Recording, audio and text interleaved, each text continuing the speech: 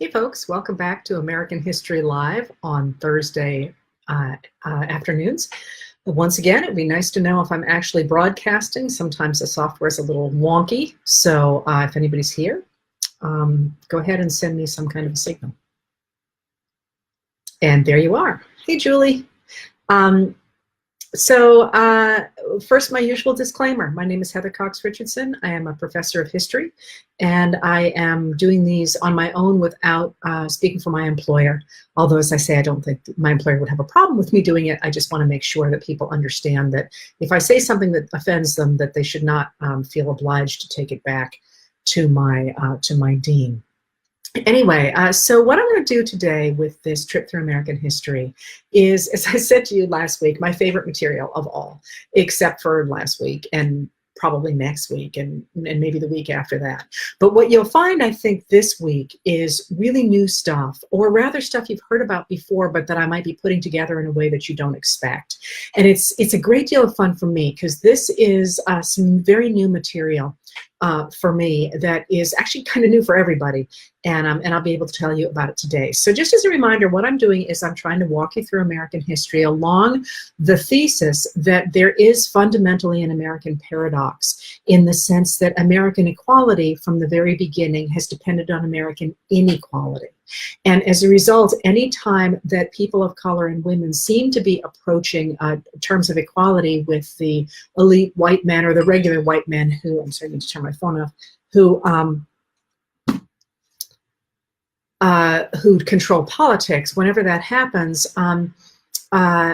the people who are in charge, oligarchs, are able to use their language of what I'm calling the paradox, the corollary to the American paradox, the idea that if you let women and people of color get an equal say in American society, it will diminish the equality or destroy the equality of the white men who have previously controlled it. And so the oligarchs are able to say that, that they will protect liberty for white men by keeping women and people of color from having a say in American society. And as they do so, they are able to create an oligarchy that challenges our democracy. And I've argued that that happened in the 1850s. That was, I think, the first time I did one of these. And now I'm walking you through how it happened after that. And so what I'm really doing over the last series of these 8 lectures is to talk about how that theme played out from the Civil War to the present. And where we are right now is in the late 19th century after the Reconstruction lecture I did last week. So let's get to it. I'm laughing. Somebody noticed I cleaned up the bookshelves because a friend of mine who's probably watching right now said, come on, Heather, get with the program. So I'm with the program. Someday maybe I'll take you guys through a tour of what's actually on these bookshelves. All right, so I talked a lot last week about the perception of the American West and how the American cowboy comes to represent the American who wants nothing from the government and who stands against this idea of what Easterners are calling communism. Remember, in a very different sense than it's going to be used after 1917, but Americans get very concerned about communism in the 1870s, and by that they mean a government in which poor people, largely people of color or immigrants, remember women aren't voting at this point, are able to have a say in society and therefore vote for politicians who will give them programs that will cost tax dollars. And because white men are the only ones who really have property to tax, not exclusively, but largely, that essentially means a redistribution of wealth from men of property to people of color, or later on to women. So say women don't have a say in this yet; they're going to by next week, and that's going to become a bigger and bigger say throughout the 20th century. So if that's the case, if there's this image of the cowboy as this guy who wants nothing, even though, as I said, the federal government is putting more into the West than into any other region, who cares? I mean, it's a great story, right? There's just these guys out there on horses doing their thing. Well, yes, but. There's always a yes, but when you do history. Yes, but. And that is that the West, as I outlined it yesterday, is not an important player in American politics in the immediate post-war years. It gives us a lot of imagery. It gives us the idea of indigenous peoples as somehow being savage. It gives us the idea of the individual cowboy standing against the communism of the East. But you know, the West doesn't have voters. It doesn't have, it has organized governments that are generally territorial governments that have been organized by the United States government, but it's not a player in Eastern politics. So what they think out there, and the resurrection of the image of the American cowboy, really doesn't matter very much until it begins to matter really importantly after 1880. And the reason for this is that although nobody knows it at the time, and I'll walk you through how they figure it out, the South goes solidly Democratic. So after the election, the presidential election of 1876, when so many Southern Democrats keep African-American Republican voters and white Republican voters from the polls, after that, the South is going to go Democratic beginning in 1880, and it's going to stay Democratic until 1920 when Tennessee breaks ranks and votes for the Republic Harding in 1920. And because of that, because the South is solidly Democratic, the Republicans have a real problem, because the Republicans have always been a regional party, and they've been a Northern party, and they tried to build their party in the South among African-American voters, and they were enormously successful. But Southern Democrats are increasingly keeping Black Republican voters from voting. So those states start to go solidly Democratic, and this is known as the Solid South. That Solid South, as I say, is going to last for a really, really long time. It's not really going to break completely. I mean, as I say, there's this wavering in 1920, but it's not really going to break until Ronald Reagan. Goldwater opens up the door, but Ronald Reagan is really the one who breaks the Solid South once and for all. But this causes a real problem for the Republicans, because the Republicans are going to lose. They're going to lose national elections. And if you recall, Republicans really care about maintaining control, not simply because every political party wants to regain control or keep control, but also because their signal program is tariffs around the country that protect American business. And by the 1880s, by 1880 or so, those tariffs are protecting business to the point that businessmen can collude to raise prices. And those businessmen overwhelmingly are in the Republican Party, so they're funneling money into the Republican Party. And the Republicans come to believe that if they don't control society, it's going to be the apocalypse. If you let Democrats win, they're going to get rid of the tariffs, and you know, the economy is going to collapse, and the entire country is going to fall into a muddle and fall apart. So the Republicans have a real problem. They recognize after 1880, they recognize that they're not going to be able to break into the South, and they don't think they're going to be able to break into the South again. So they've got to pick up new voters. Well, where are you going to pick up new voters after 1880? You're going to pick them up in the West. And so the Republicans start to look west to find new voters. And they actually begin not by looking at the regions I'm going to be talking about, but by looking at California, because California went Democratic in 1880, but it only did so by about 144 votes out of more than 160,000 votes cast. So if you're trying to flip a state, California is the place to go. Well, why do we care about this? We care about this because, as I've told you, California had a long history of discriminatory legislation against the Chinese. And as Republicans are starting to look toward California after the election of 76, and then dramatically after the election of 1880, they recognize that they've got to play into that racialized sentiment in California in order to pick up those 144 voters, but of course they want far more than that. So the Republican Party, which had stood so firm with Lincoln under the idea that all men were created equal and that everybody should have equality of opportunity and everybody should be equal before the laws, starts to change its tune. And it starts to change its tune really dramatically in 1879. And it does so because after, one of the things a lot of people don't know is after the Union Pacific Railroad joins the West Coast to the East Coast in 1869, that's going to throw California into a depression. And we all focus on the Depression of 1873. But it actually hits, the depression actually hits California in 1870. So California's been in this depression, and what they do in California is, when this happens, of course, the Chinese workers who've been working on the railroad go back to California, primarily to the cities. And when they do that, that really ramps up anti-Chinese sentiment in California. And by 1877, you have the rise of a guy in California named Dennis Kearney, and Kearney was a drayman. He was he ran wagons that carried goods, and he was upset because the guys who ran the city of San Francisco, where he was, who were Republicans, wouldn't fix potholes, and you obviously broke wheels and everything when you hit potholes. And he initially tried to get together workers with the Chinese to say to the guys who ran San Francisco, you know, for God's sake, clean up their potholes. But quickly he realized you get a much bigger following if he turned people against the Chinese, whom the big employers like Leland Stanford had employed, especially on the Transcontinental Railroad, but also on the local railroads.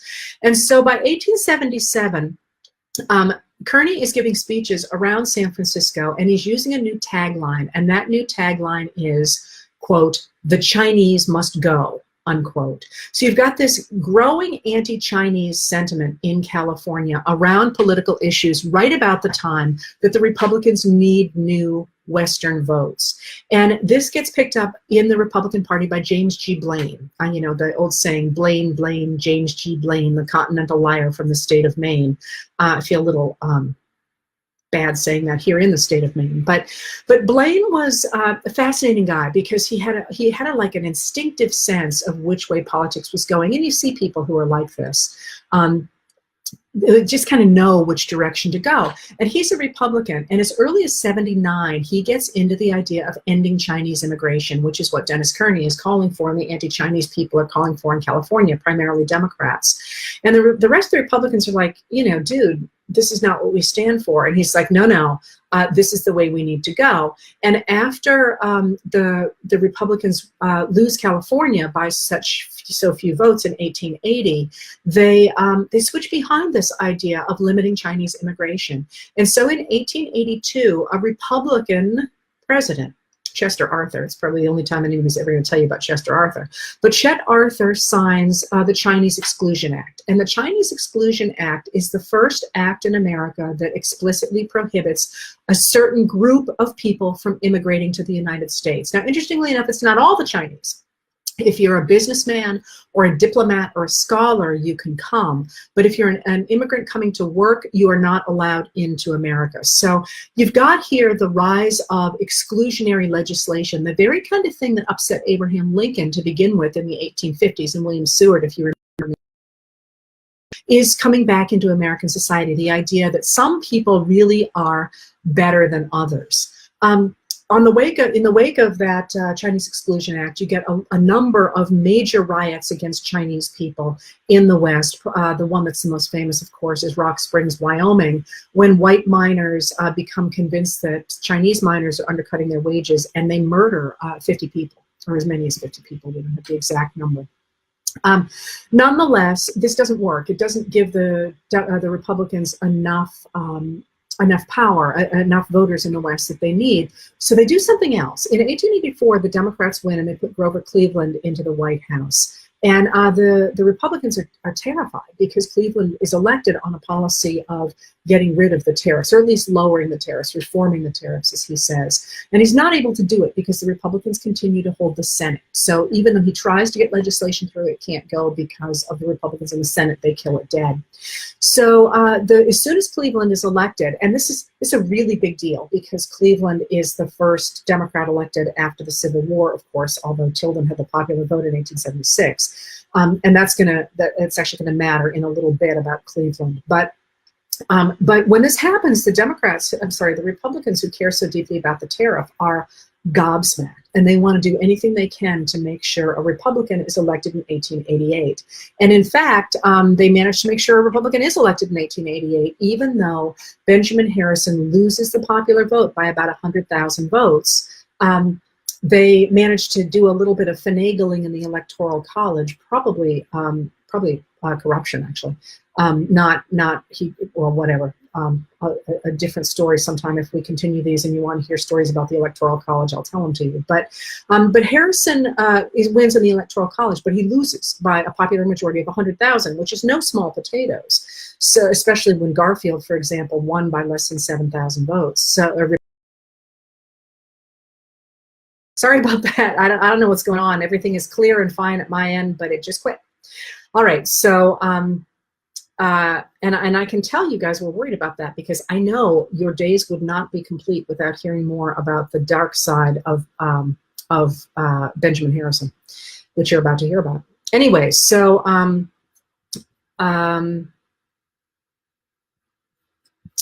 hang on a second, because one of the things that did drop was the order in which I wanted to tell you guys about this stuff. And it'll be a lot better if I know where I am. Okay, here we go. So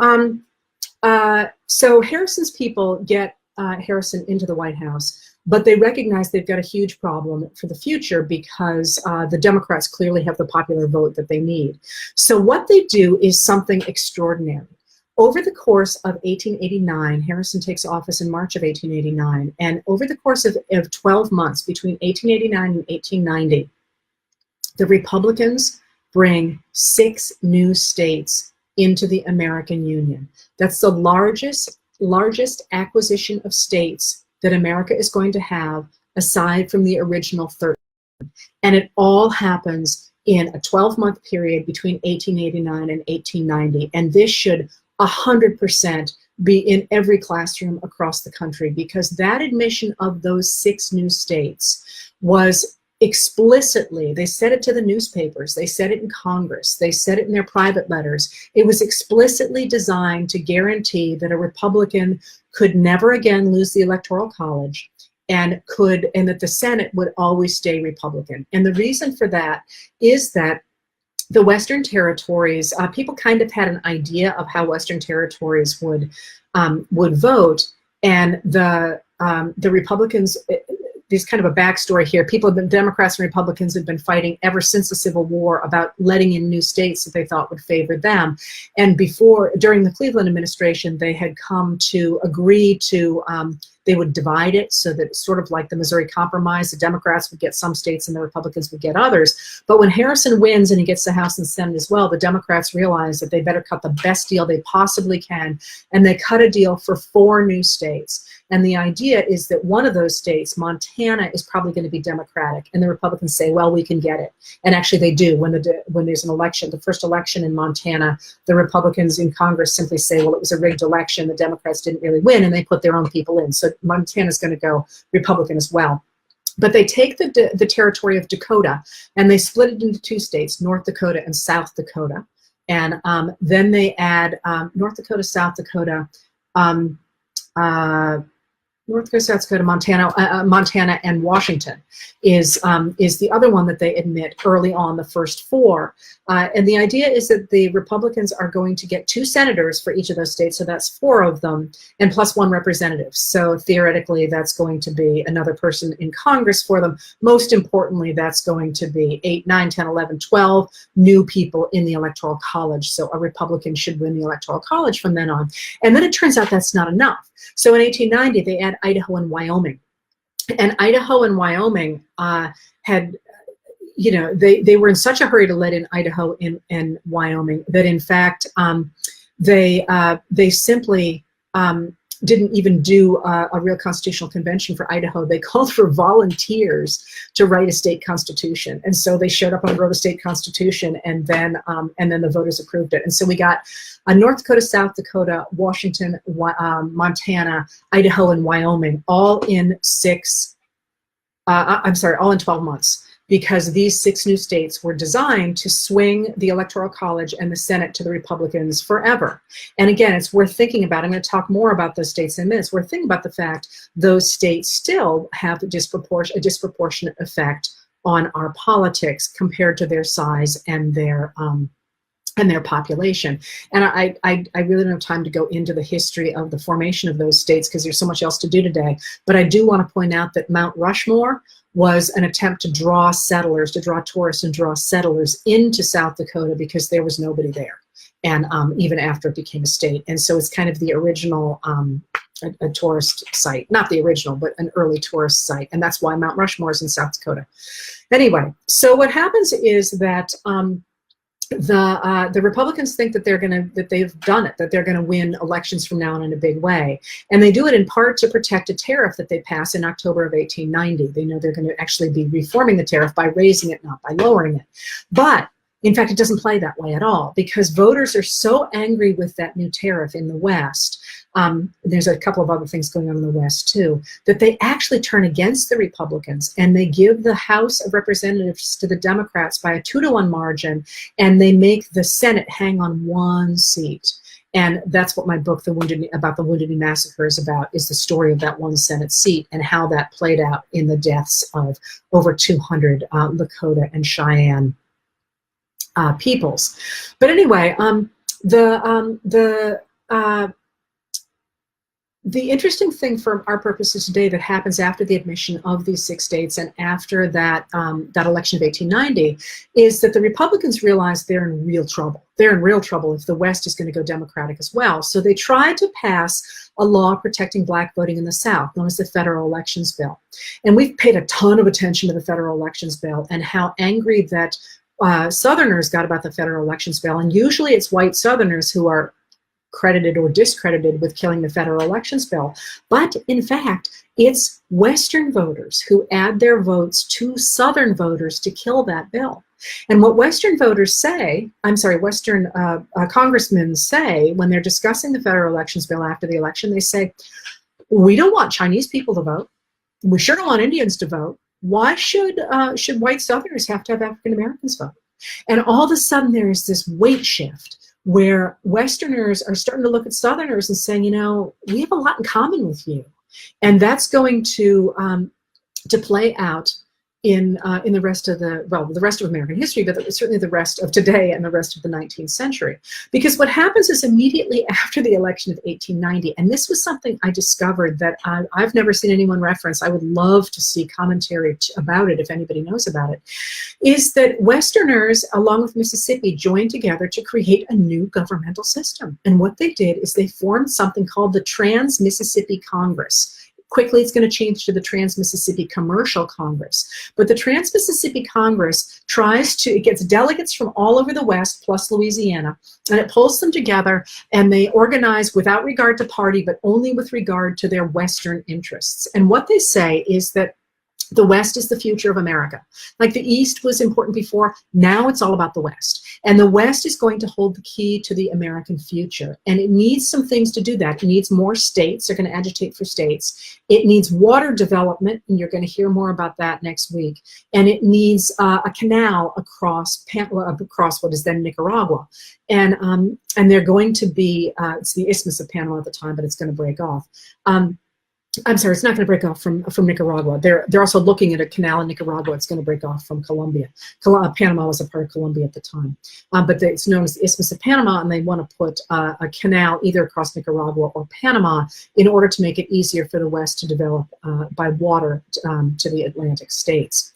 Anyway, so while this is going on, while the West is increasingly seeing itself as a political entity, again, the idea behind the original settlement or organization of those Western territories by the Republicans during the Civil War on indigenous land was that these would be sort of small farmers, Republican people working on the land, the way the Northerners really thought of American democracy. But the realities of life in the West meant that the economic system in the West was far more like that of the American South.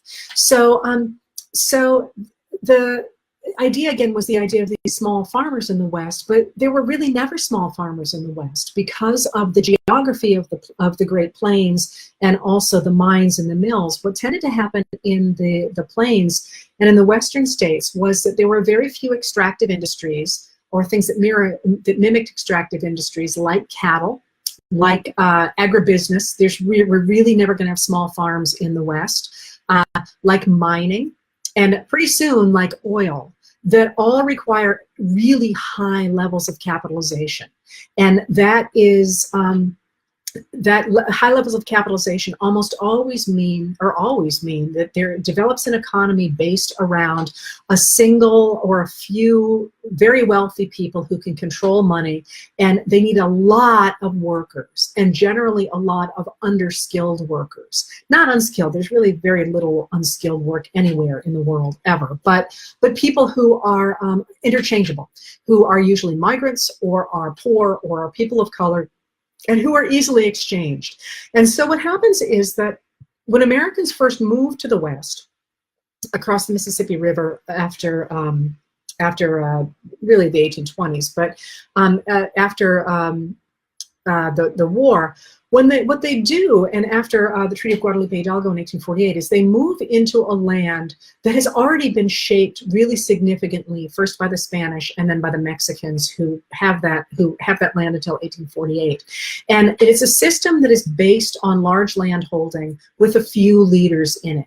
And it tends to have sometimes enslavement and sometimes debt peonage, but a system of hierarchies. And far from wanting to get rid of those hierarchies, as I talked about before with the rise of mining, American settlers love those hierarchies. It means that they can take land from the Indians and they can push Mexicans off the mining fields, either literally pushing them off or by lynching them. And they are not ones to walk in and say, oh, never mind, we'll make everything out here more equal, especially in the 1850s when all this is happening and when there's such pressure back east. So there's already that system there. And then when Americans move west after the Civil War, they get involved in these industries that, as I say, are very heavily capitalized. And what that means is that the people who get power in the West are not the little farmers that are idealized back east, but rather people who have connections to bankers, who can bring money into the territory, who can go ahead and figure out ways to capitalize a mine, for example, where, again, you have the image of, the miner 49er, but the reality is mines are operated primarily by large corporations who can afford to sink shafts and to afford the timber to sink the shafts and to pay the wages. And, the old saying is it takes a gold mine to develop a silver mine. And the real money out there was not for the guy who was digging with his pick. The real money out there was for the people who actually owned the corporations, or the lumber to provide for the mills, or the railroads to move the ore in and out. And it was that way across every industry, not just mining, although that starts during the war itself, even before, but really during the war. Cattle are the same way. Cattle are really run by cattle barons who are highly capitalized. And the same can be true, can be said of farming, because again, we have this idea of the small Western farmer, but there never was a small Western farmer, because you really can't farm efficiently on the plains until you get irrigation, until you get somebody to get water up to the surface. And that's going to require, in the West, that's going to require buying water from irrigation companies from the very beginning. And of course, that's going to change and become a government part of the government's actions after, especially in the 20th century. And again, I'm going to tell you more about that next week. But what it means is that this whole image of the Western farmer like Pa Ingalls is really never a reality. And all of those things, including farming, depend on migrant workers or on poorer workers. So from the beginning in the West, we have Japanese American workers, really at least by the turn of the century, and especially Mexican or Mexican American workers traveling around to sugar beet farms, for example, providing the migrant labor or the cheap labor to make these industries possible. And historians who look into these Western industries say that, in fact, they look virtually identical in terms of the capitalization and in terms of the workers and who the workers are and the conditions under which they work and how much they make. They are absolutely analogous to Eastern workers working in the factories. But again, we have this idea that out West, it's this free, wonderful country, and it's back East, people are sort of chained to U.S. Steel, which, by the way, isn't going to capitalize for a while. I brought that anachronistically back into the period I'm talking about, but they're working for big corporations. But the reality is the West pretty much looks the exact same way. So what this means is that the West is the West really reinforces the power of a few very wealthy men, and the population out there stays quite sparse, and politics tends to revolve around the men who, as I say, can deliver money and who are going to be able to deliver national political power to these regions. And that's a really interesting part about these territories. If you think about American settlement until now, until the late 19th century, American settlement has tended to creep across the continent according to to settlement. You know, you get a bunch of people go into a territory and it becomes a state in a year or two. California is a great, and then there's this leap over the country to the west. California does the same thing. People start to pour in 1849. There's so many by 1850 they have to organize. Those states in the middle, or those territories in the middle, if you remember, Congress organizes them really quickly during the Civil War as either states or territories. But then they sit in limbo for a generation. You know, you get the organization of these things in the 1860s, early 1860s. And by 1890, some of them are still territories. Well, what does that mean? That means that the power in those proto-states or those territories doesn't sit in the state itself. It sits back east in Congress. And the people who manage to gain power in those Western territories are people who can leverage national government power into their states. And that's not going to be some farmer like Pa Ingalls. That's going to be a mine owner who's hobnobbing with these guys, who goes back east and shares cigars with John Sherman. It's not going to be the regular people. Well, it seemed at first to a lot of Americans that, can I just say, isn't this cool? Like it's a whole, all right. It's just a whole new way to look at American history. Anyway, these 6 new states seemed like they could change everything. They could be game changers, right? They could democratize the system because theoretically you got all these little farmers out there. And you do have a lot of little farmers out there who are really not making it. But, you know, they're trying, you know, they're going out on these land rushes. And at first, if you remember what I said a few minutes ago, in 1890, in that first election in which the new states I talked about could vote, the farmers and the miners did, in fact, manage to take over control of the House of Representatives and really almost take over the Senate. And it seemed like they should have been making a huge difference. And in 1892, they organized as the People's Party, which we know is the Populist Party. These people who are going to take back American government from the very wealthy. You know, this is the time when Mary Elizabeth Lease talks about farmers, telling farmers they should raise less corn and more hell. And they met in 1892, delegates to the Populist Party, and complained that, quote, the fruits of the toil of millions are boldly stolen to build up colossal fortunes for a few, unprecedented in the history of mankind. And the possessors of these, in turn, despise the Republic and endanger liberty. And the populists wanted, as they said, to restore the government of the people to the hands of the plain people, with which class it originated.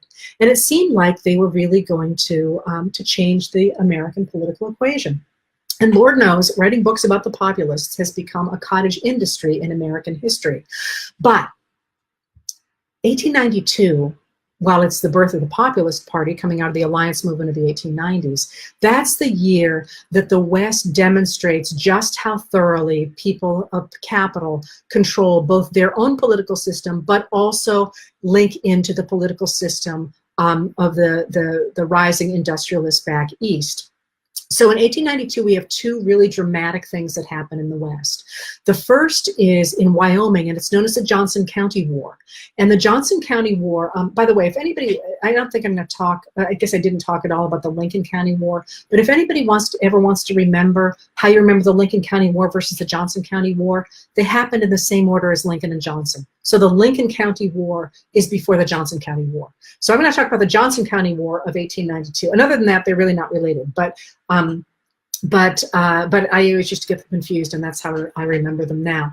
The Johnson County War happened obviously in Wyoming, and there's this terrible winter in 1886 to 1887, and the terrible winter of that year kills about 90% of the cattle herds that are up in the plains, especially in the northern plains. And when that happened in Wyoming, and when that happens, the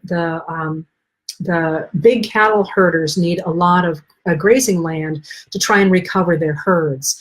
And so a group of them in Wyoming, known as the Wyoming Stock Growers Association, mind you, look at that word right now, stock growers as opposed to farmers, for example.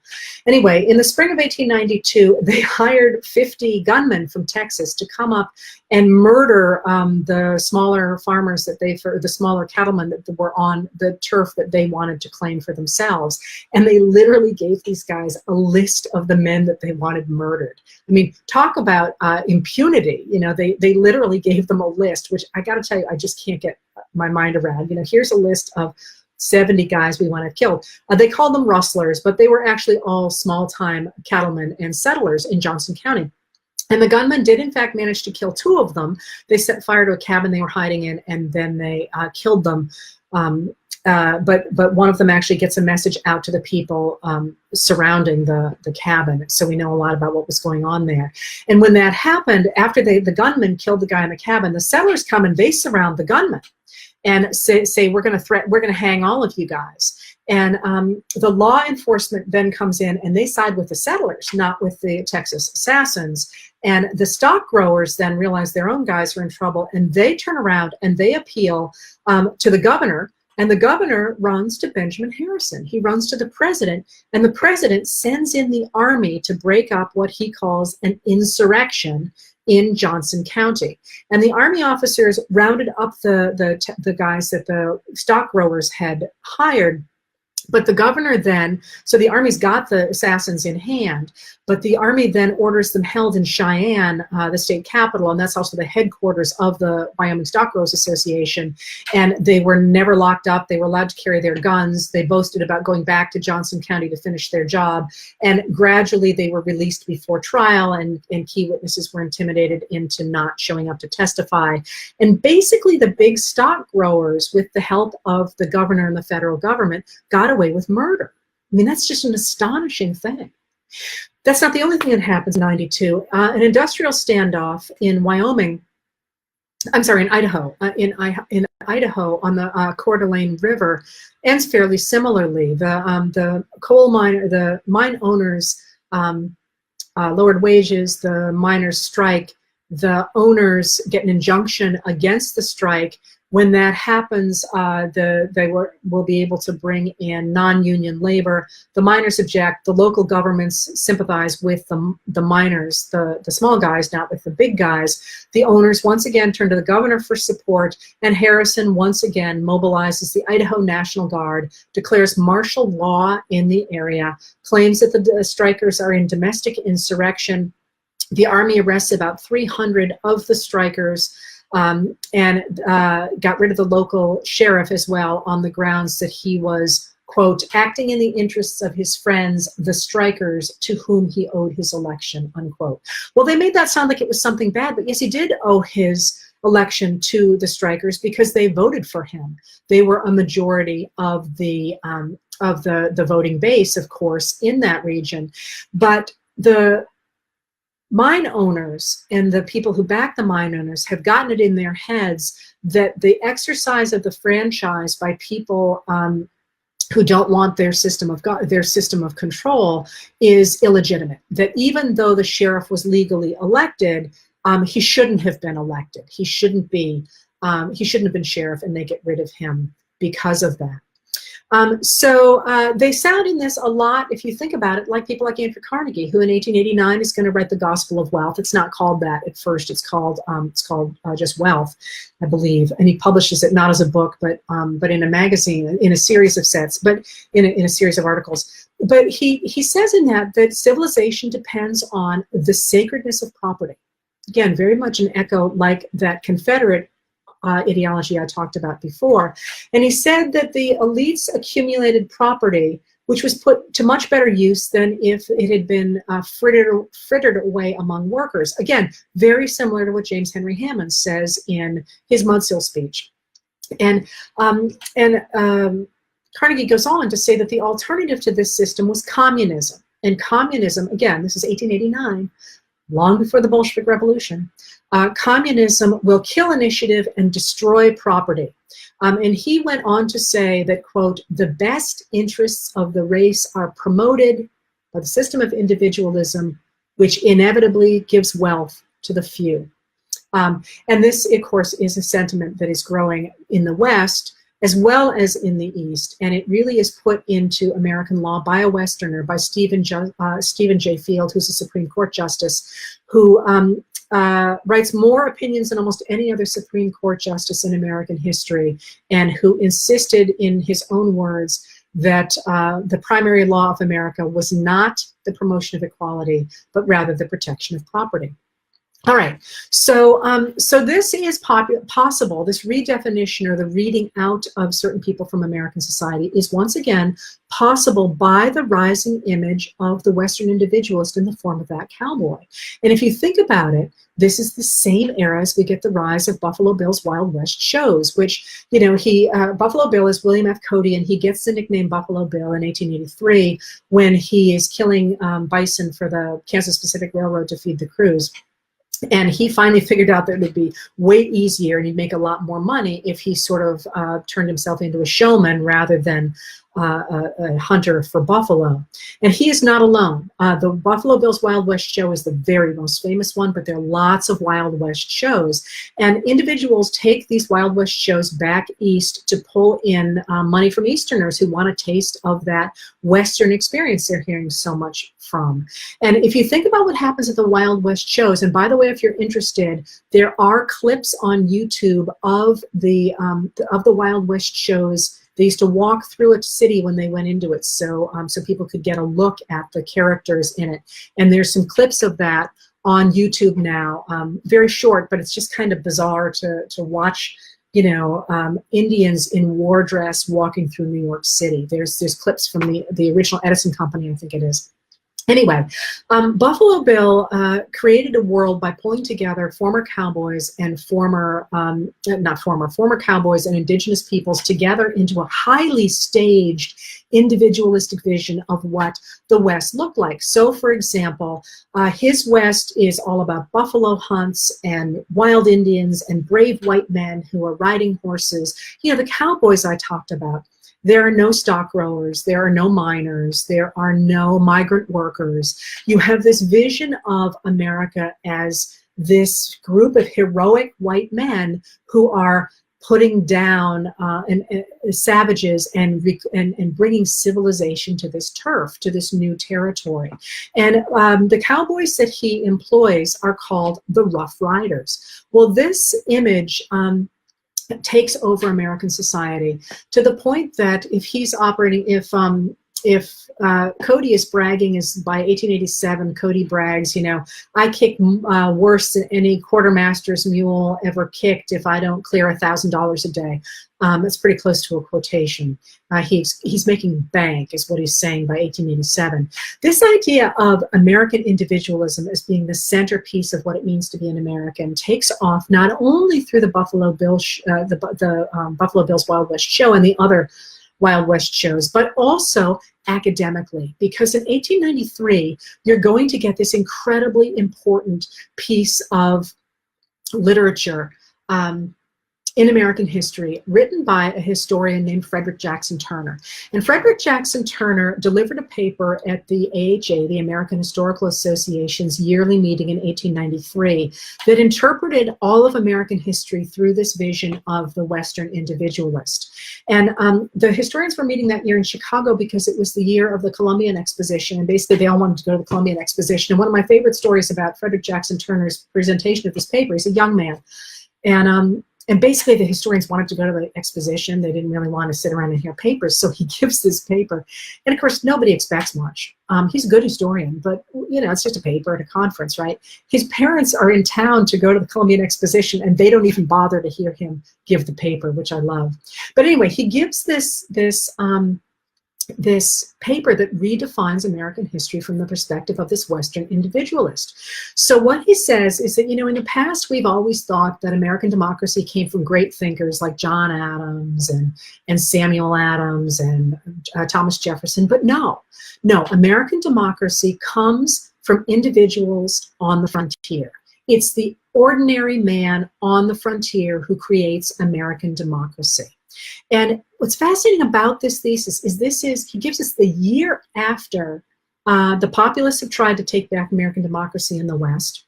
And he gives it exactly at a time when you've got the rise of, you know, the stock growers who are murdering people in Johnson County, and the Coeur d'Alene mine owners and the cattle barons. And excuse me, the mine owners and the cattle barons. And he, while all this is going on, he redefines American democracy as coming from these individualists, not from organized labor. And he forgets the idea, and not from populists, and he pretends that these fabulously wealthy Westerners don't exist. Indeed, what he does is he harks back to Daniel Boone and Kit Carson. He uses them both, talks about them both by name in the Frontier thesis. And he says they're the ones that have made American democracy, not the people who are trying to organize, for example, the Populist Party, which he ignores entirely. But he also mirrors the American individualist entirely in the Frontier thesis. His thesis is white men. It does have some immigrants, but they tend to be German immigrants. There are no people of color. When he refers to slavery, he calls it an incident. It's not terribly important. Let that one sink in for a minute. He doesn't talk about Mexican people. He doesn't talk about Chinese people. The Indians are only there as a foil for the white men who are gathering together on the frontier and reinventing democracy as they need to build communities in the wilderness. Crucially as well, there's no women. You know, for all the fact that his male individualists theoretically are building societies, they're doing it without any women in them. Which again, as we know our American history, the West is, women are at least as important as in the West as they are anywhere else. That in fact, there's wonderful work now by people who say what really made you a successful Westerner was being able to have kinship ties, and those are cemented through marriage. And certainly the fur traders, the early fur traders and the later fur traders, and a lot of the business people of the 19th century make it because they have cemented family ties to Mexican families, to indigenous families, whatever, through marriage, and because of the women in those communities. But none of that is in Turner. They're all invisible. The frontier, Turner says, carries with it individualism, democracy, and nationalism. And those are all Republican principles that he associates with white men. Everybody else is read out of that. And he talks about how this is natural American democracy, and it's corrupted when you get a real society that requires taxes. That once you get taxes in a place, you have essentially gotten rid of democracy, and it has fallen back into something that looks like communism to him, although he doesn't use that word. So Turner insists that as settlements develop in the East and settlement presses west, democracy continues to flow westward. This is the heart of our concept of American exceptionalism, the idea that America is different than anywhere else because we did have a frontier that enabled people to redevelop democracy. So even now when anybody talks about American exceptionalism, they're harking back to Turner. But there's more to it than that, because Turner wrote in 1893 because he was very concerned because of something that happened in 1890. And in 1890, the census of 1890 was so incredibly corrupt that it took forever to get it done. And even now we don't have it because shortly after it was taken, it burned. There you go. I am so skeptical of that. And then they put the fire out with water at a time when everybody was using fountain pens. So the numbers we have for the census of 1890 are preliminary numbers that were submitted ahead of the official census. And of course that census was enormously important to the Republicans because that's what they said would prove that it was worth putting those 6 states into the Union, because they were going to discover they had all kinds of people. Well, they didn't have all kinds of people. Even now, there's very few people in those states. So my suspicions about those, there were a lot of suspicions even at the time that that census was deliberately destroyed because the Republicans were then going to have to admit they'd let in states that didn't have any people in them. But what this means is because the census is so late, the census director, when he finally turns the sucker in, is in a hurry. The original census director had to resign because he did such a bad job, and the second census director cuts corners where he can. And always in the census had been, here's a section on the frontier, said here's where the frontier line is. And the guy's in a wicked hurry, and he says, I'm not going to write that section. He just puts it, he goes, we can say the frontier line is closed. Well, Frederick Jackson Turner picks that up, and he goes, wait a minute. If democracy is made on the frontier, and the frontier is closed, what's going to happen to American democracy?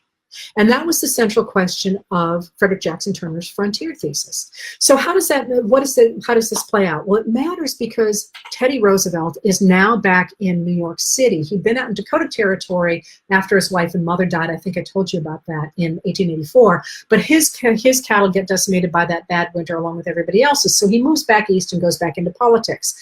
And he believes that Frederick Jackson Turner is on to something, although I have to laugh.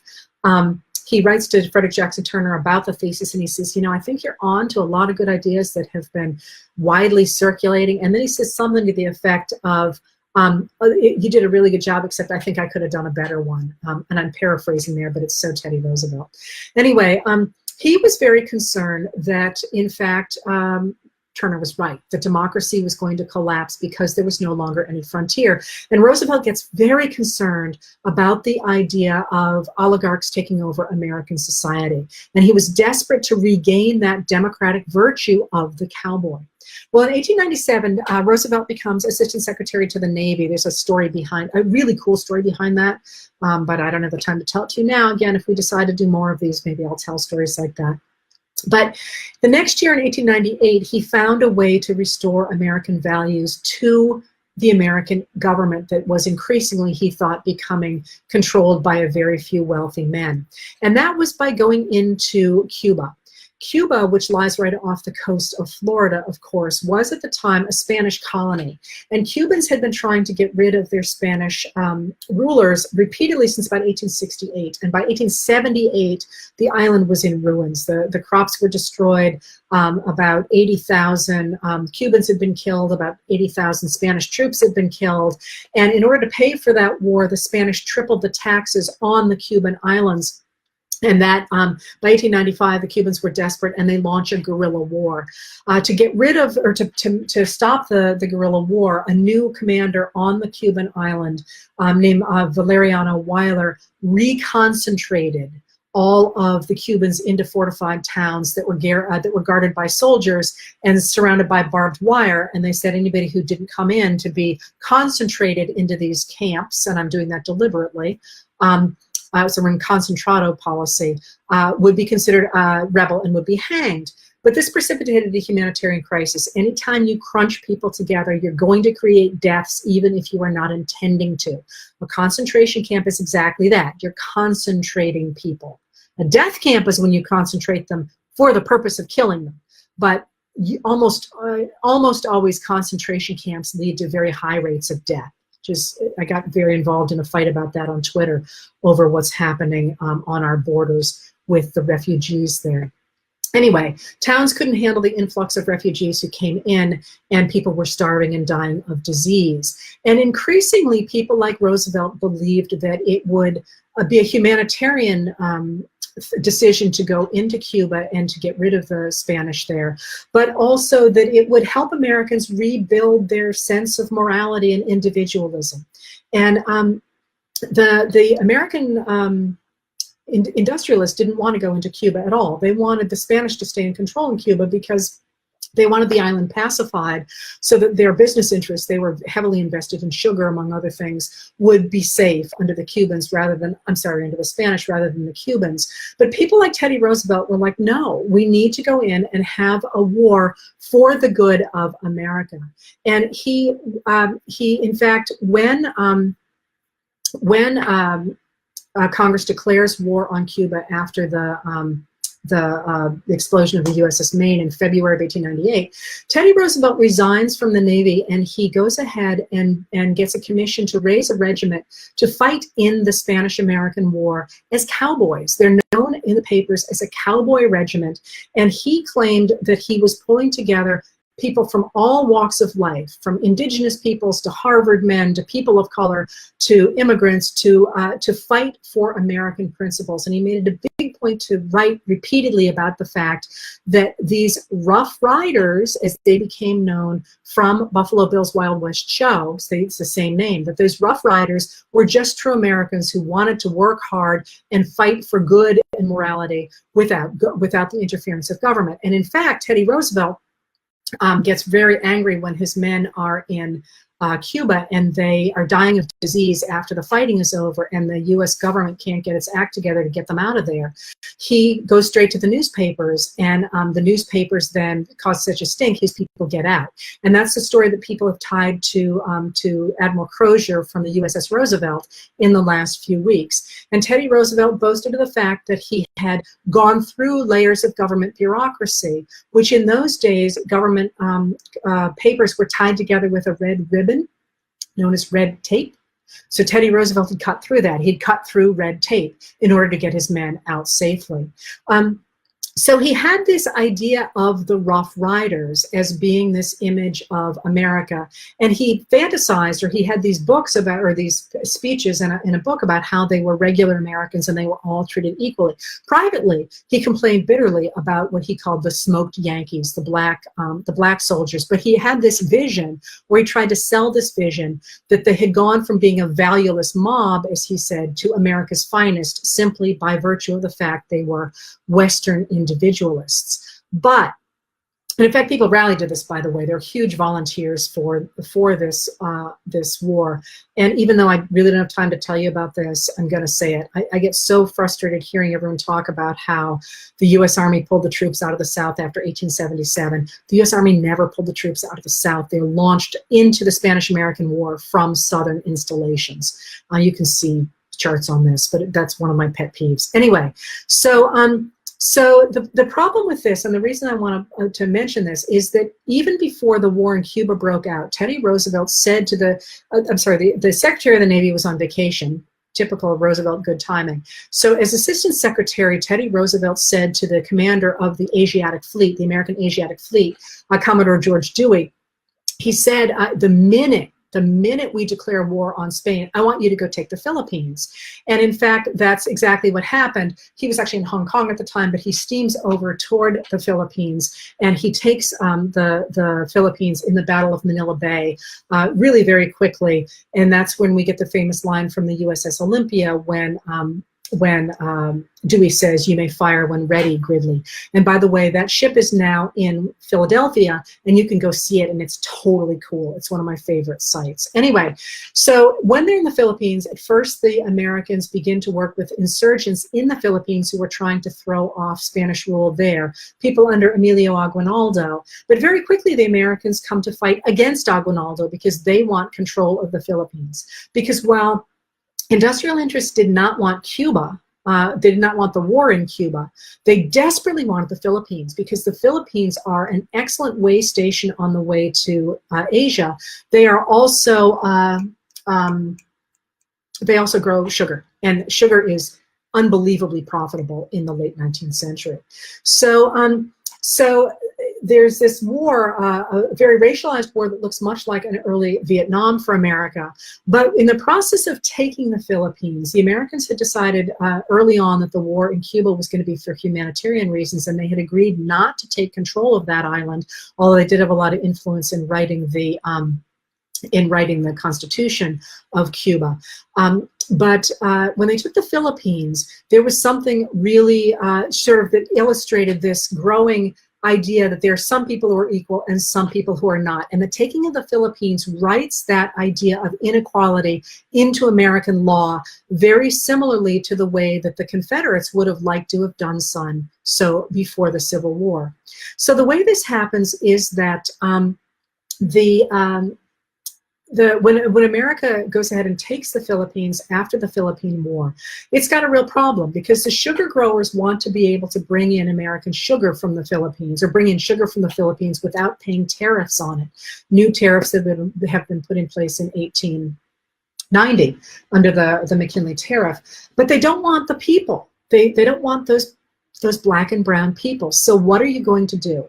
Well, what they decide to do is they go in front of the Supreme Court. And the Supreme Court is a place where the industrialists have been able to cement their power with Stephen Field, among other people, to try and control the government, even although they don't control the popular vote any longer. So the Supreme Court does a couple of things. From 1901 to 1903, the Supreme Court decides a number of cases known as the insular cases, insular referring to islands, of course.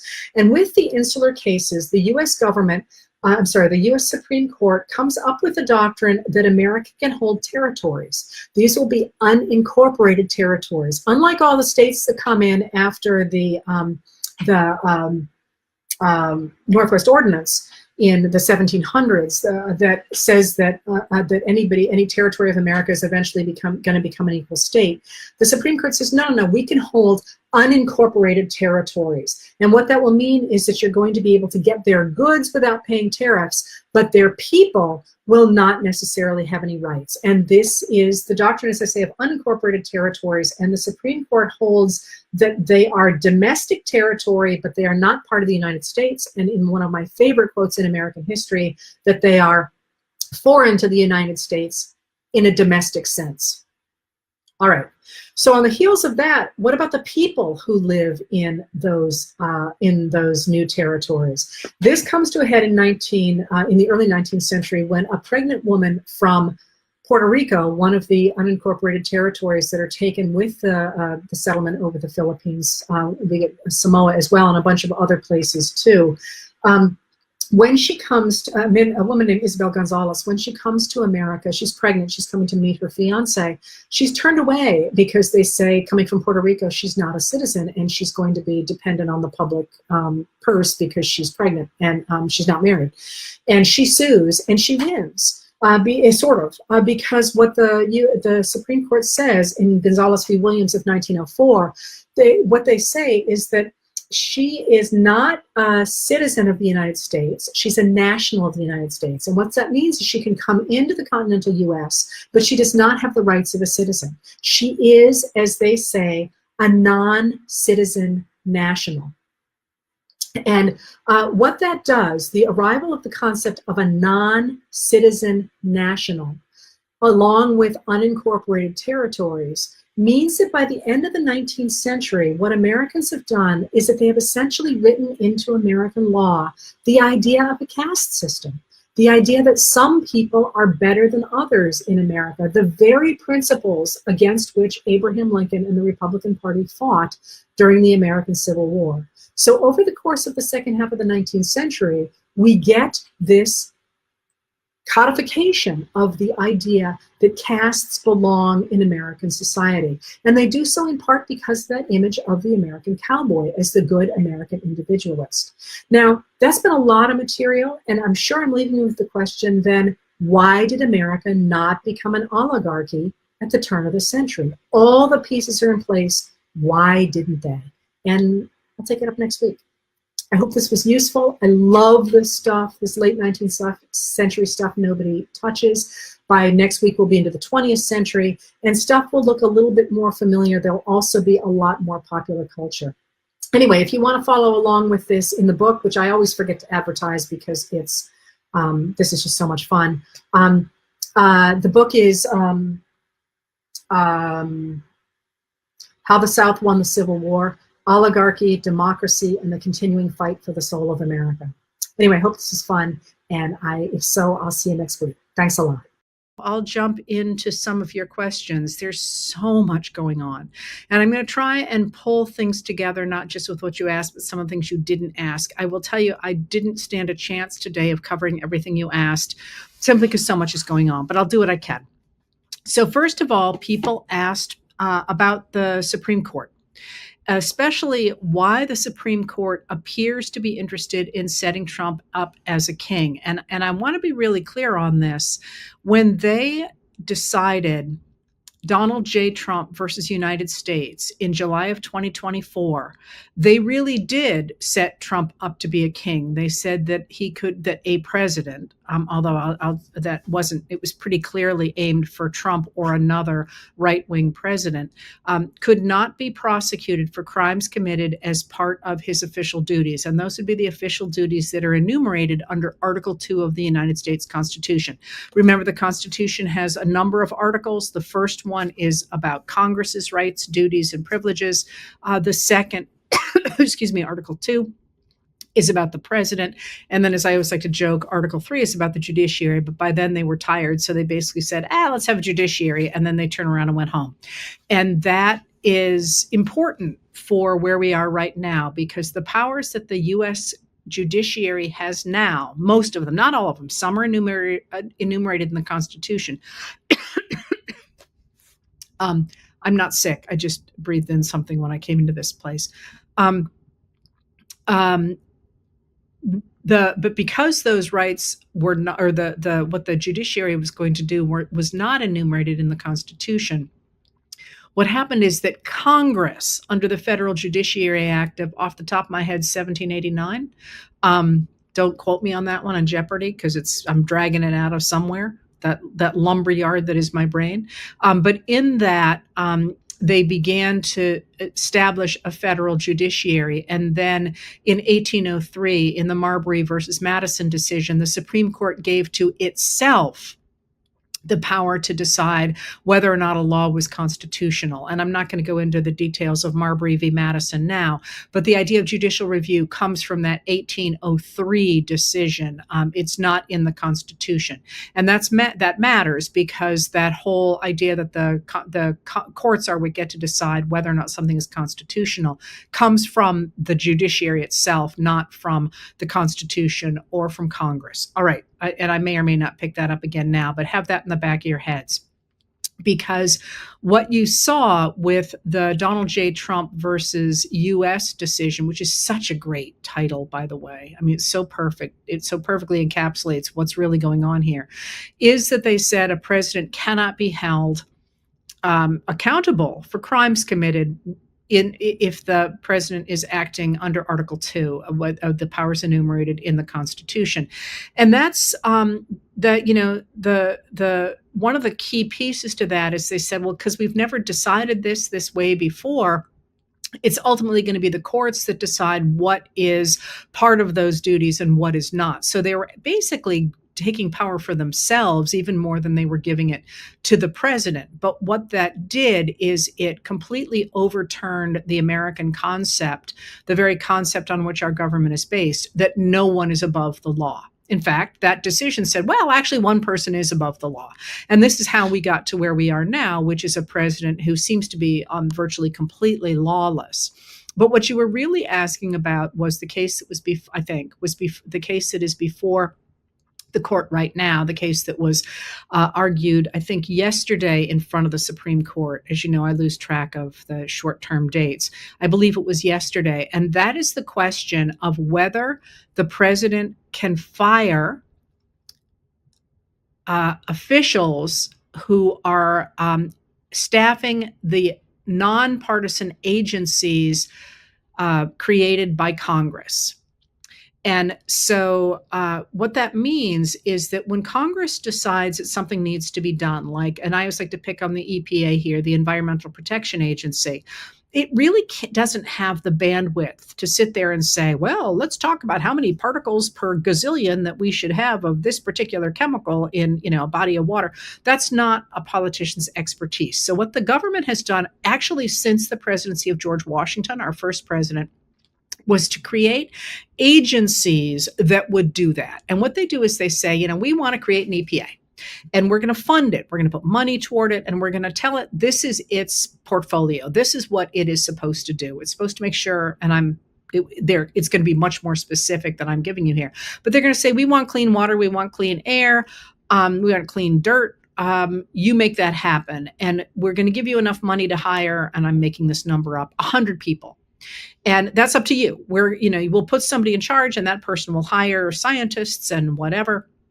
And you will make the regulations that will keep this, that will put in place the requirement that we just gave you, that we have clean water, clean air, and clean dirt.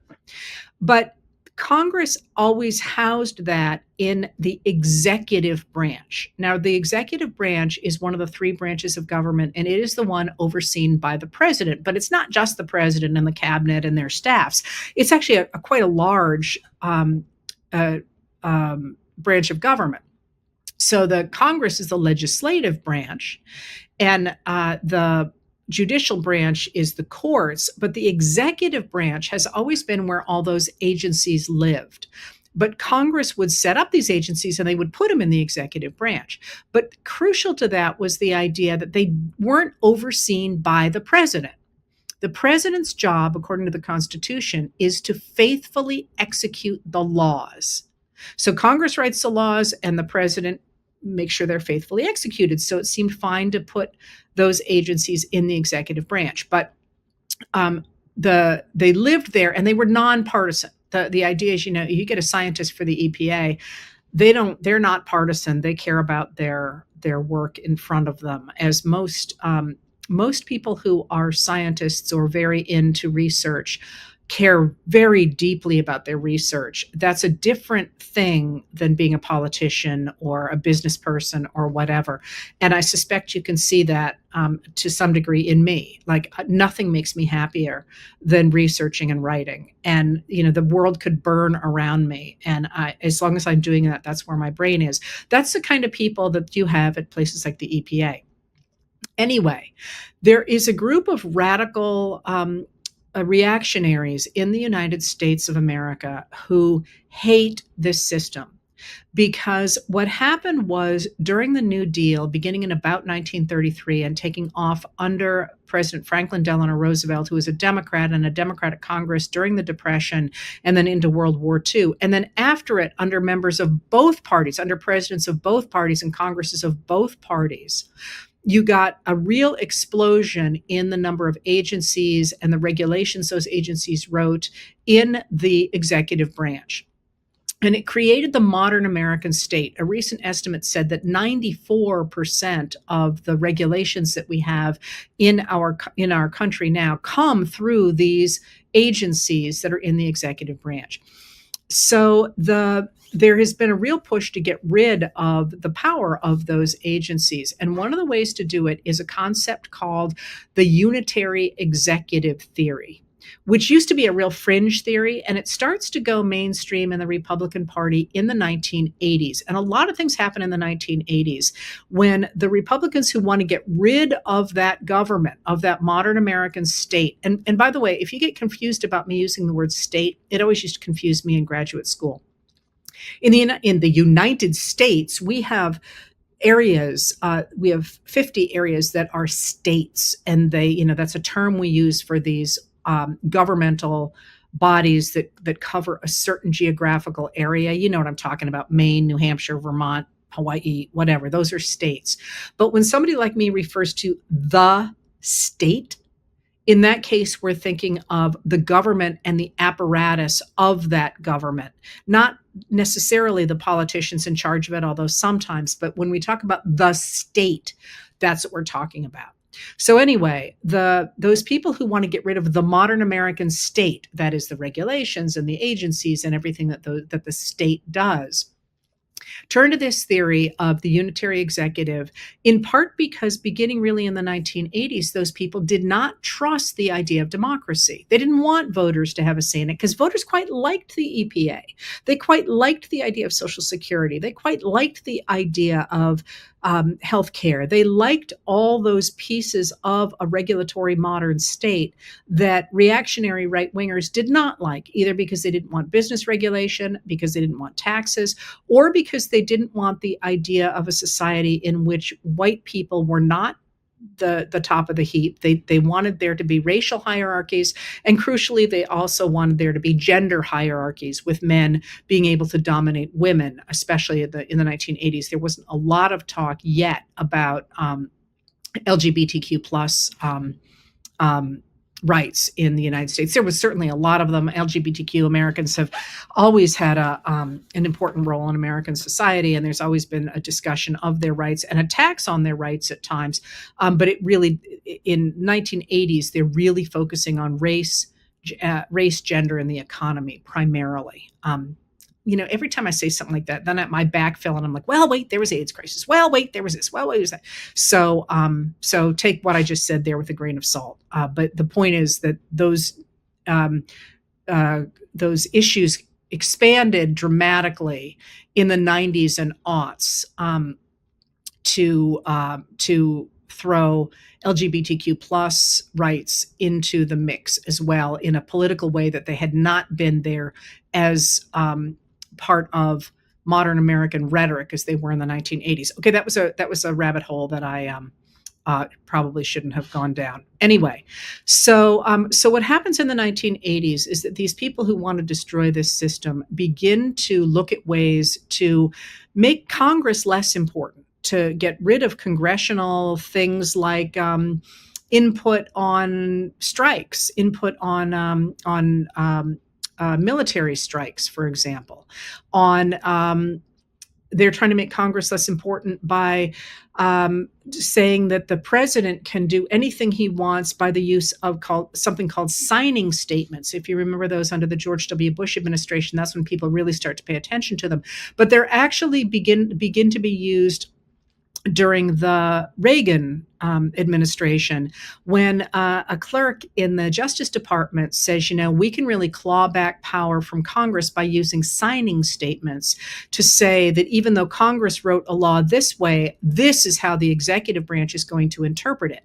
And the person who wrote that was Samuel Alito, long before he became a justice of the Supreme Court. So they're looking at ways to claw back the power of Congress. And one of the ideas behind how to do that is this concept of the unitary executive.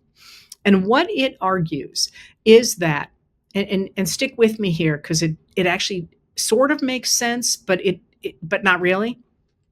What they argue is that because the president is the head of one of the three branches of government, that power is unchecked. That is, the unitary executive cannot be forced to be responsible either to Congress or to the judiciary. The Constitution says the president has to be responsible to the Congress only in times of impeachment and conviction, impeachment by the House, conviction by the Senate. Other than that, you can't tell the president that he's got to put up with an agency, for example, like the EPA in the executive branch, without giving him complete control over it. So that's what the case yesterday is about. And since 1935, the courts have said, yeah, the president has to put up with this. The president doesn't have control over the hiring and firing of nonpartisan agency officials. That's just not his job. That he can't do that. Now it looks as if the court is going to overturn that, and apparently with the argument that you need to have an extraordinarily strong president who controls the executive branch and therefore has can't be checked either by the House, the Congress, or by the judiciary. Okay, so if that's what they are doing. And there are many reasons I think that they are doing it. It might be that they started originally caring about the economy. They definitely care about race and gender hierarchies now. And there is also at least some ways in which certain of the justices are financially compromised by their relationships with a billionaire Harlan Crow, for example. So there are many reasons they might be thinking that, but there is no doubt that they do not trust the American people who have put in place a liberal democracy that protects the rights of everybody and their right to be treated equally before the law and have a say in their government. They don't like those things. They want to get rid of those. They're putting up with Trump in part because once they put him into place, they can slot in there another right-wing leader that is more stable than Trump is. But this is causing a problem for them because he is so unstable. He's pushing things much further and faster than a lot of them are comfortable going. And I do think we are going to see pushback from them, but it's not clear what that's going to be on. And I don't want to speculate too much more on the Supreme Court right now, because I want to take that idea of the unitary executive and the idea of a hierarchy that one person controls forward into some of the other questions that you asked about. Somebody did just point out that the Supreme Court did not give the same rights to Democratic President Joe Biden that they appear to be giving to Donald Trump. And yeah, that's very much part of the idea that they're the ones who ultimately get to decide. And you know perfectly well, they're not going to let a Democratic president do anything. They're going to let a Republican president do whatever he wants.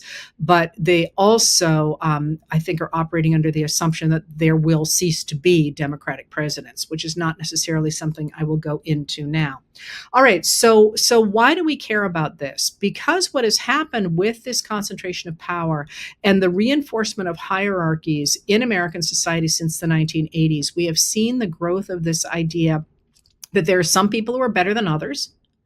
And by definition, if there are some people that are better than others, there's one person who's better than everybody else and has the right to rule, right? That's the same theory that lies underneath fascism as it was developed by Benito Mussolini in the 1930s, primarily 1920s and 1930s.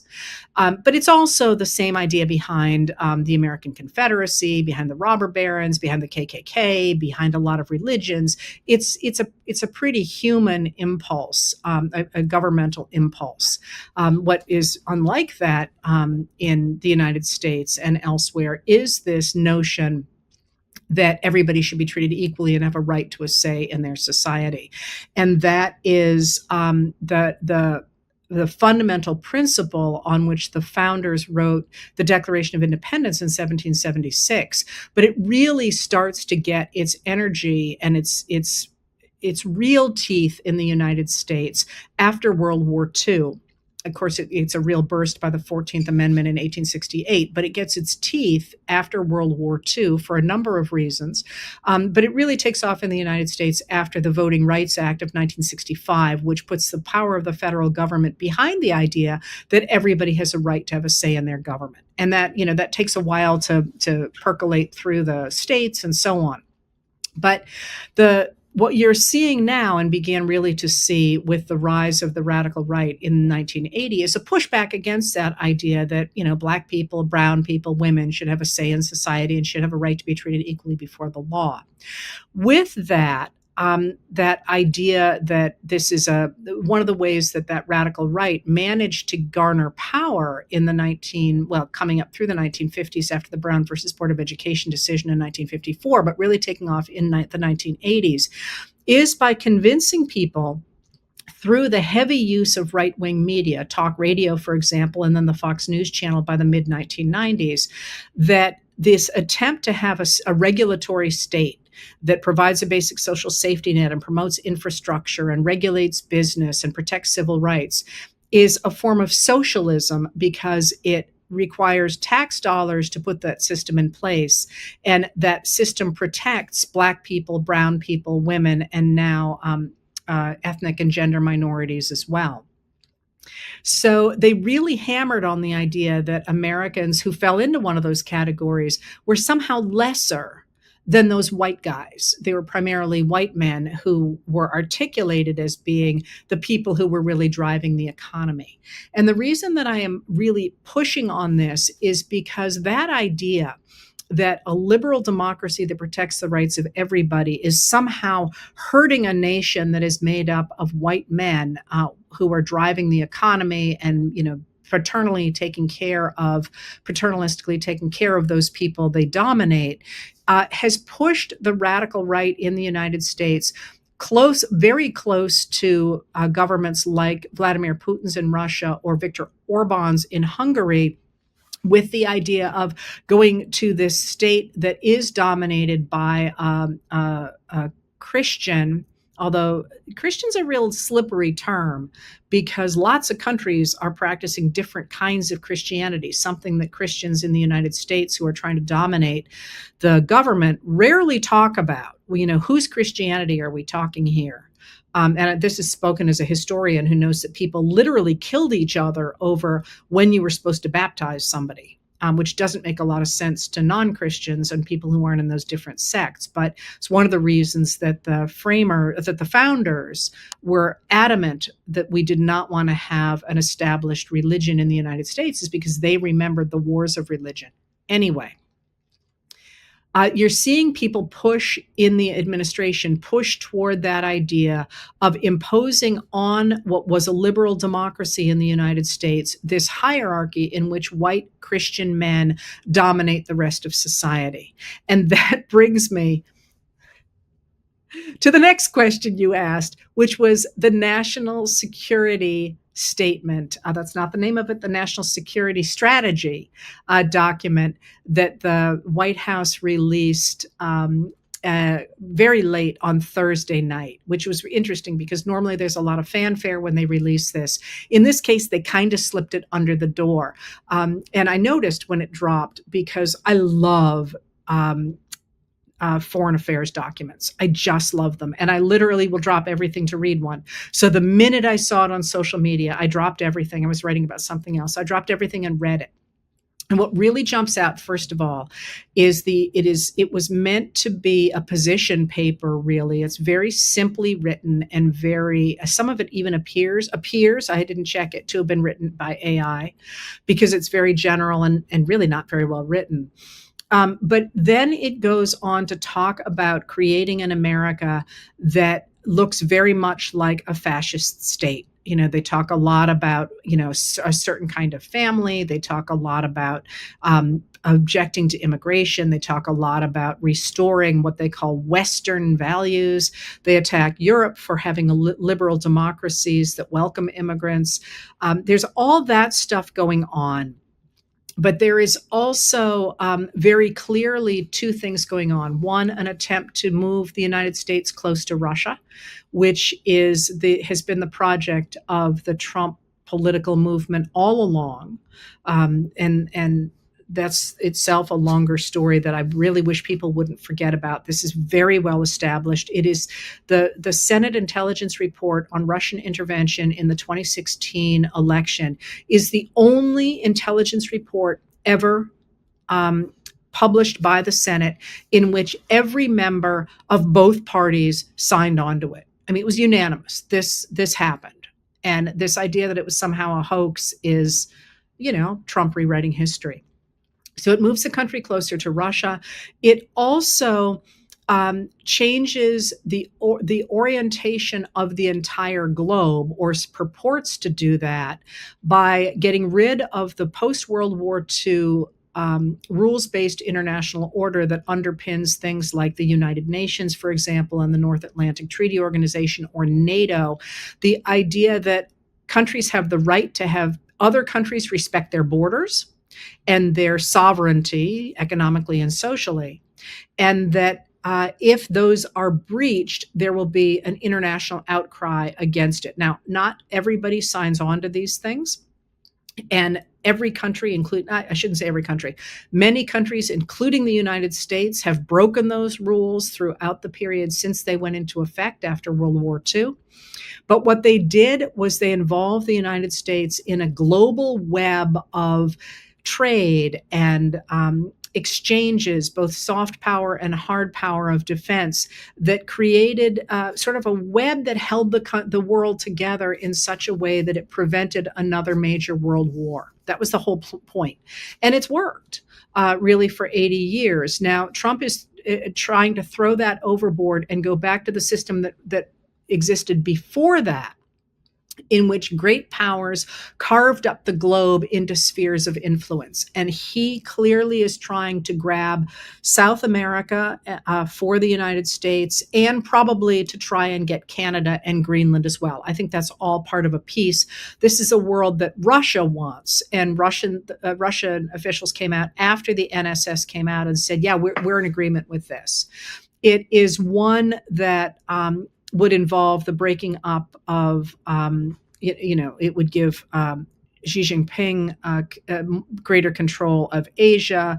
It would give Narendra Modi more control of India. It breaks up that idea we all got to cooperate and says we're just going to be in our own independent spheres. But observers point out that this is the exact same world that got us into World Wars I and World Wars II.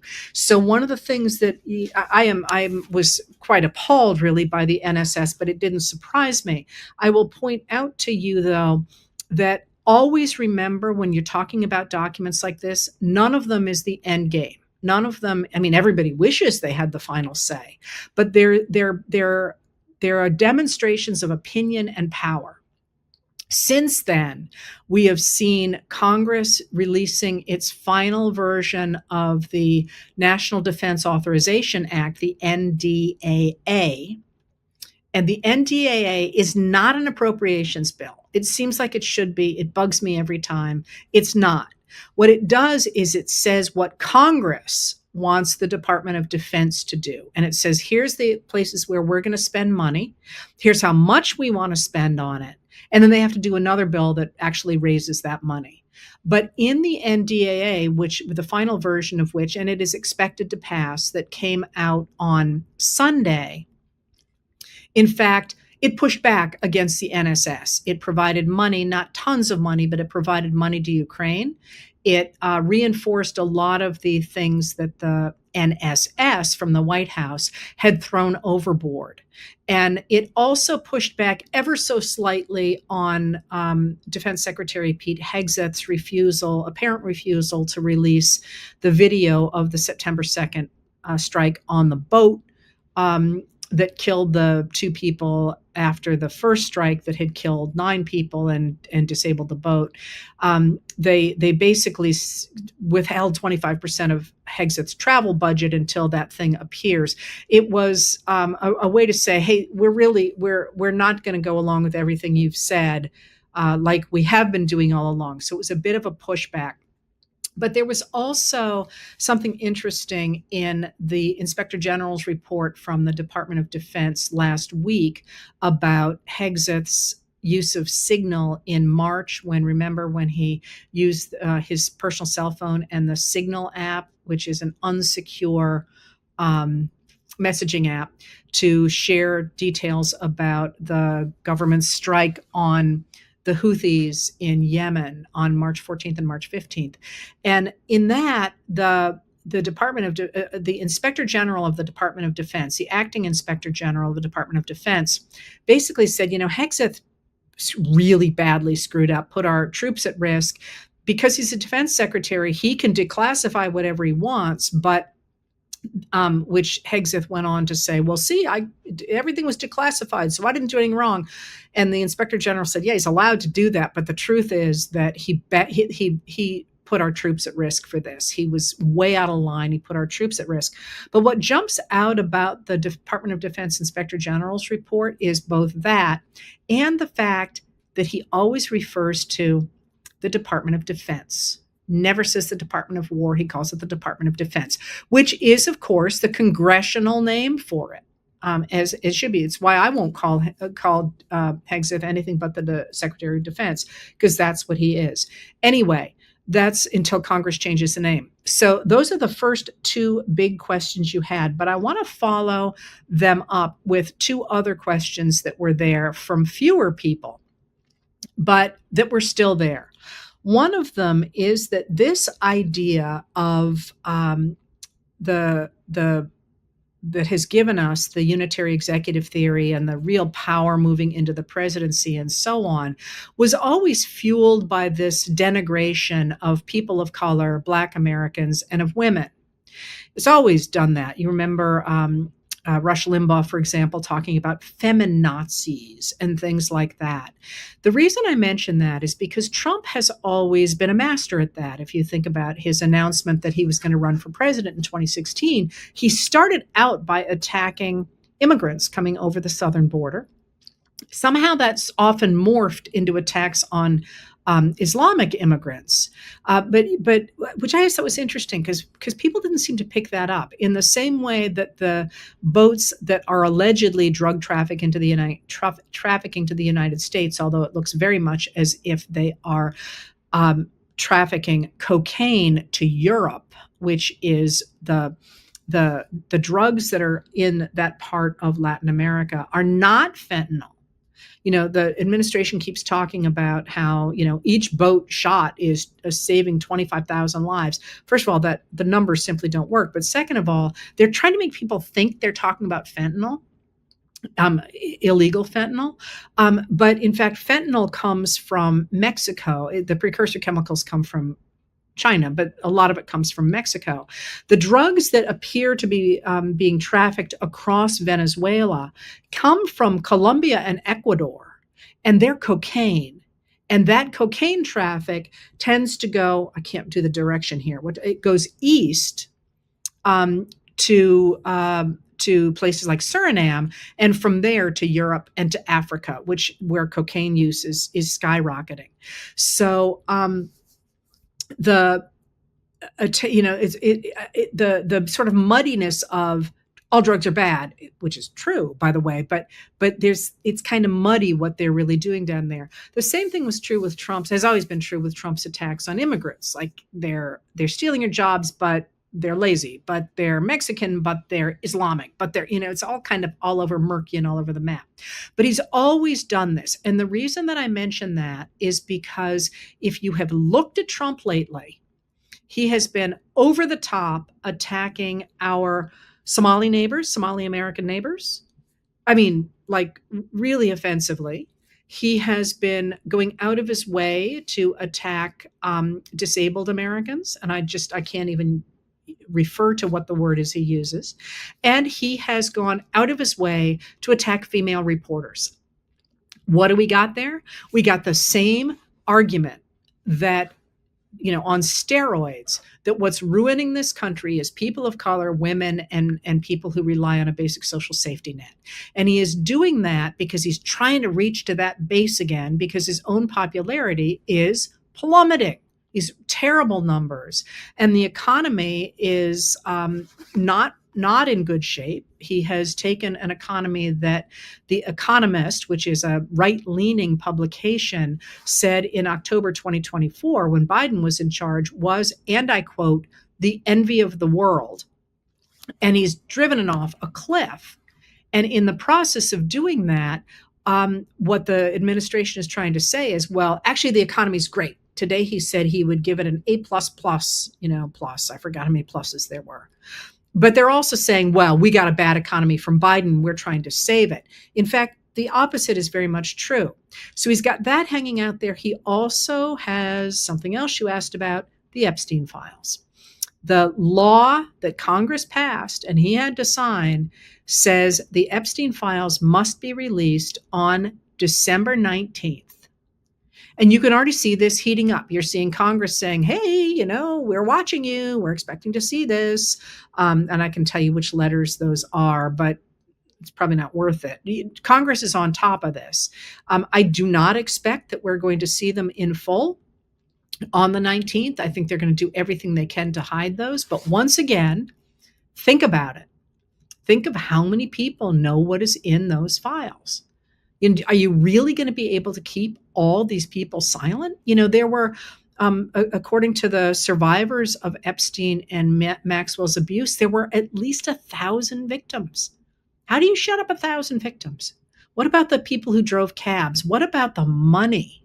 What about the fact that all of these money exchanges are in financial files? I mean, he's got to be beside himself over that.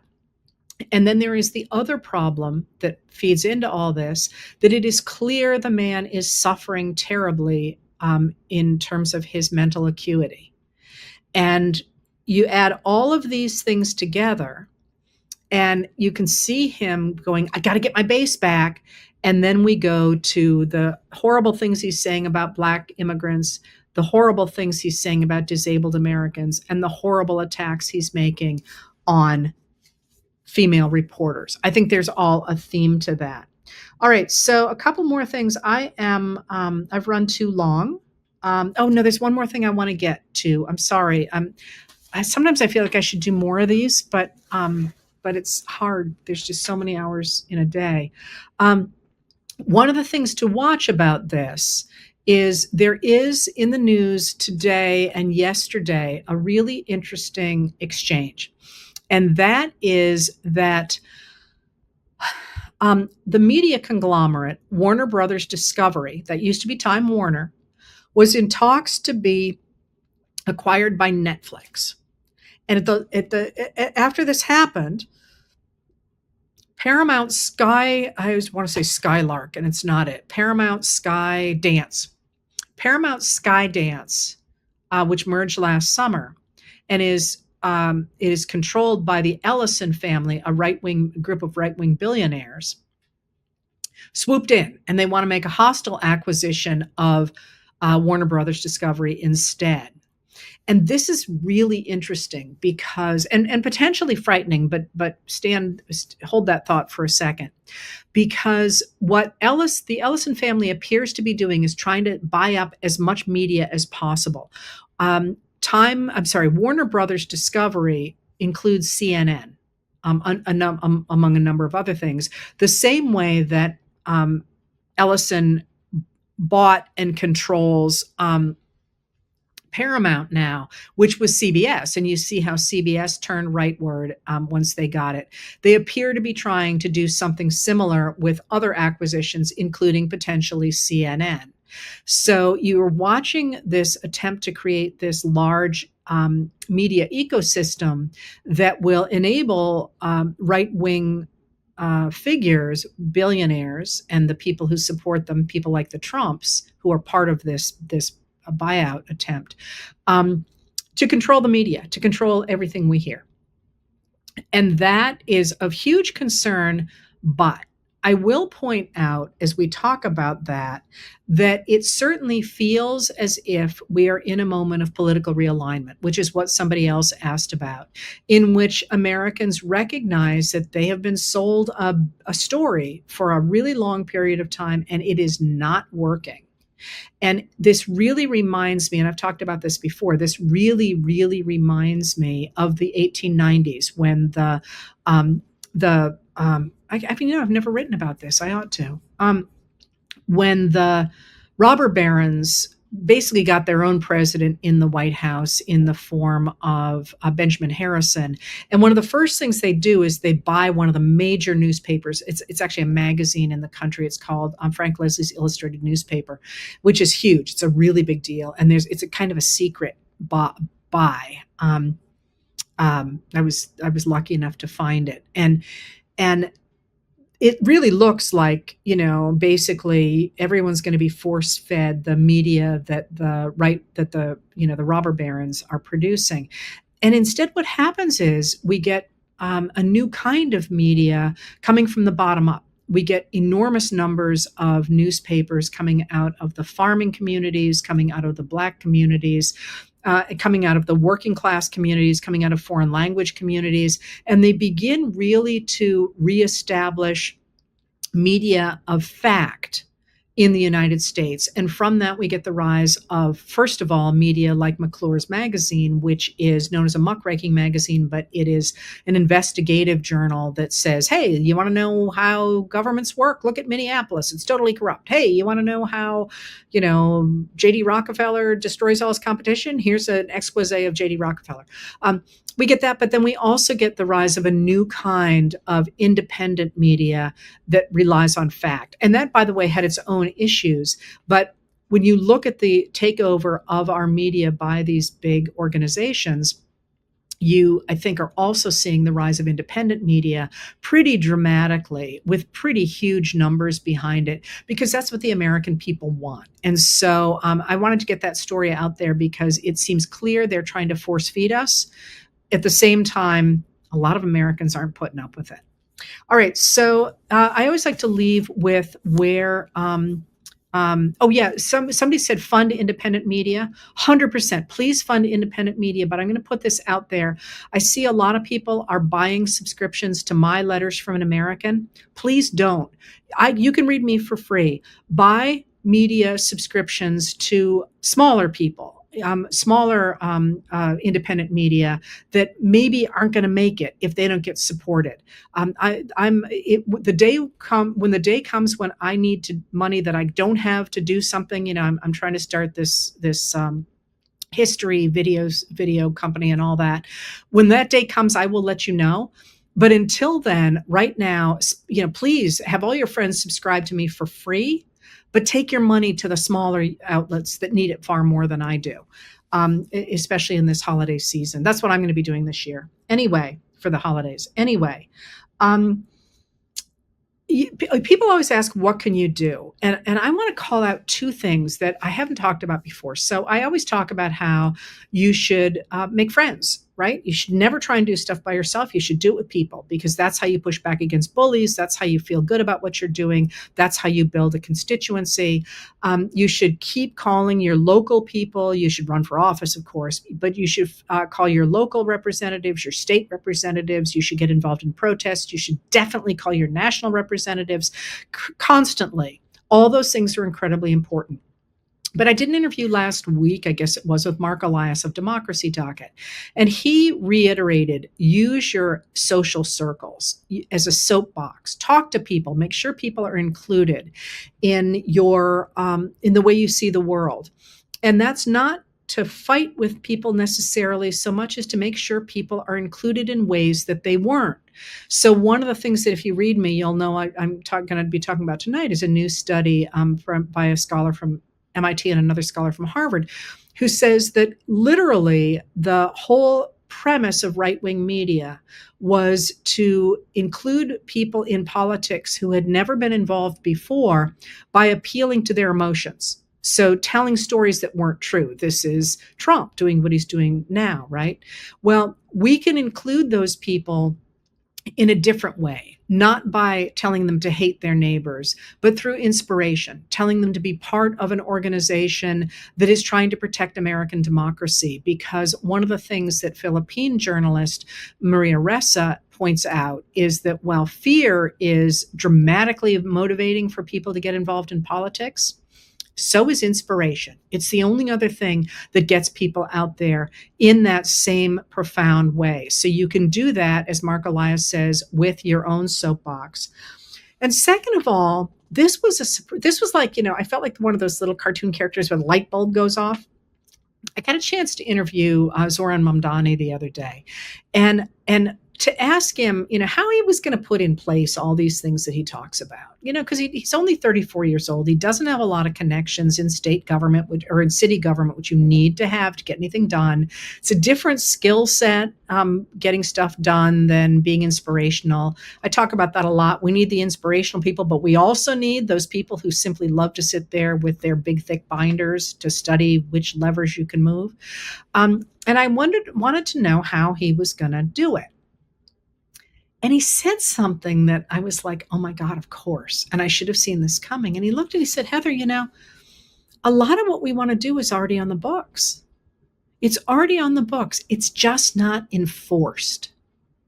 And that was such a light bulb moment for me. And then he went on to give examples of what sorts of things he was talking about in the city of New York, where he's recently been elected mayor. But this is exactly what Lena Khan did at the Federal Trade Commission under the Biden administration, where she said, I don't really need new laws. I need us to enforce the laws that are on the books, like the antitrust laws, like we need to go after the people who are cheating on their income taxes, the really wealthy people who get away with billions and billions of dollars a year. We need to enforce the laws that are already on the books. And that realization that when we are looking at crawling out of this hole that we are in now, one of the things we simply need to do is go back and say, hey, here's a law. Why aren't we enforcing it?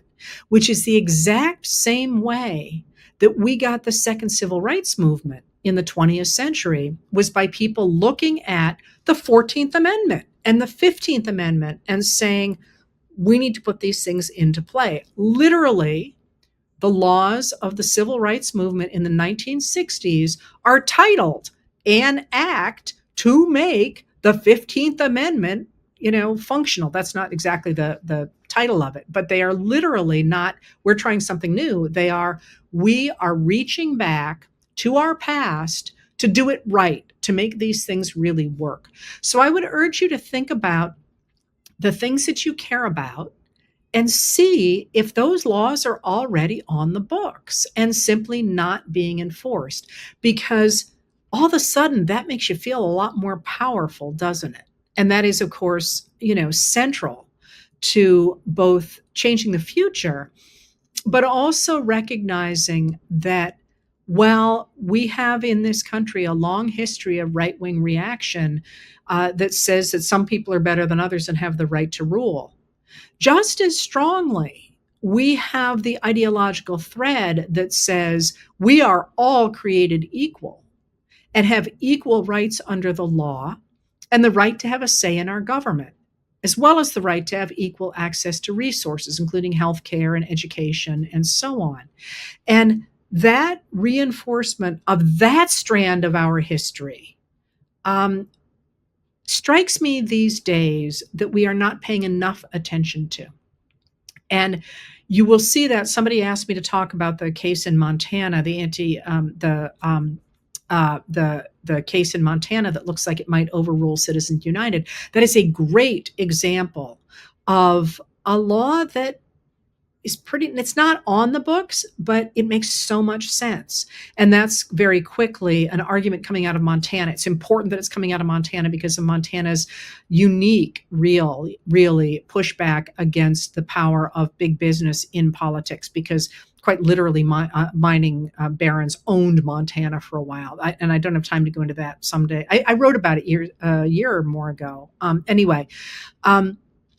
But Montana is arguing that because states create corporations, as they do, simply a state can write into a corporation's charter that it cannot participate in government, in political activism, which is a very simple and beautiful solution to the problems raised by Citizens United. Now, that's just a case working its way up.